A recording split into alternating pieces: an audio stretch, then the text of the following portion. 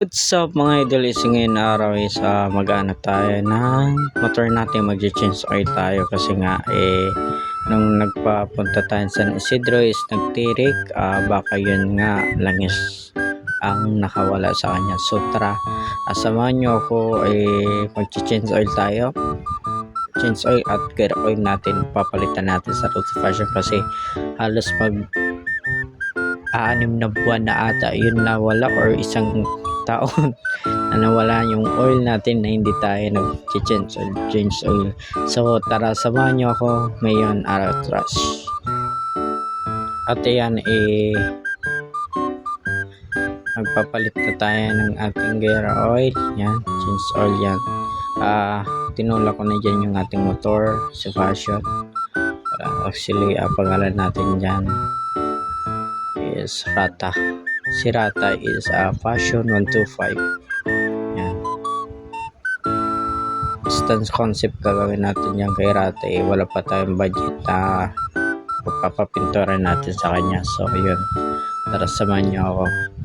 Magkukuha muna tayo ng gamit. So sheesh. At ayan na nga guys, is nakakuha na tayo ng lalagyan natin ng oil dyan na para hindi mula sa ating oil pag tigbuksan na natin yan. So yun, kuha ako dyan ng Y-Rinse, no? Numero 8. Yan, bubuksan natin yan. So actually, si gear oil natin, nung nilagay ko is ganun pa din pagbuksan ko ngayon. So yan, makikita nyo dyan ay binubuksan.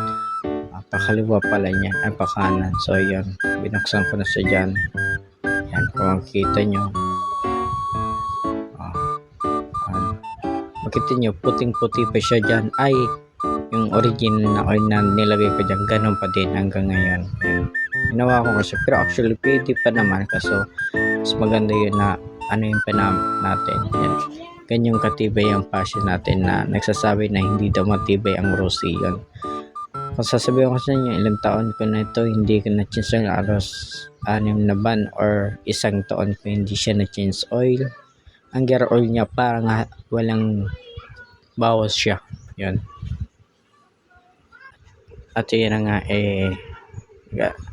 wala nga tayong proper tools. Nagwira muna tayong tools sa akin bayaw yun. Naghanap pa ako dyan kung ano magkakasya. Yung mga gamit natin wala nung baging Christine yan. Actually nagtama naman yun dyan. Nabuksan ko yan.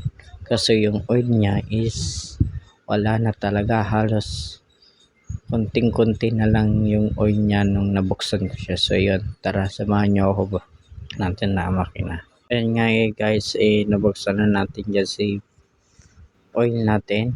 Yan, makikita nyo, iniikot ko na siya.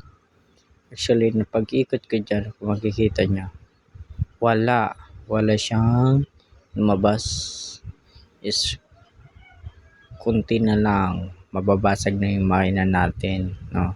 Yung nga sinabi ko is muntikan na tayo matirik sa daan, pero umandar pa naman siya. Yan, makita nyo, wala talaga, sinusuksok ko na yung kamay natin yan. Wala na talagang oil. Yung guys, magkukuha na tayo maglalagay na tayo ng gear oil dyan.